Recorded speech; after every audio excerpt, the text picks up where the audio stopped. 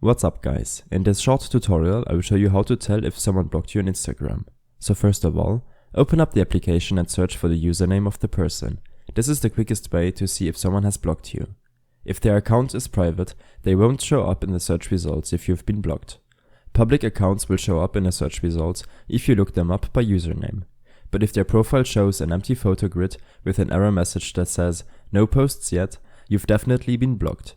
There are still ways to find private accounts that won't show up in search results. If the person you're trying to look up has been tagged in someone else's photos, you can go to the profile using tags. Try looking through Instagram posts from both your mutual friends. Chances are, if the person you're trying to find appears in someone else's photos, they've been tagged, and tapping on the tag will take you straight to their profile. If that person has blocked you, you won't be able to find any of the posts on their profile. You can also tell if you've been blocked by looking at the follow button.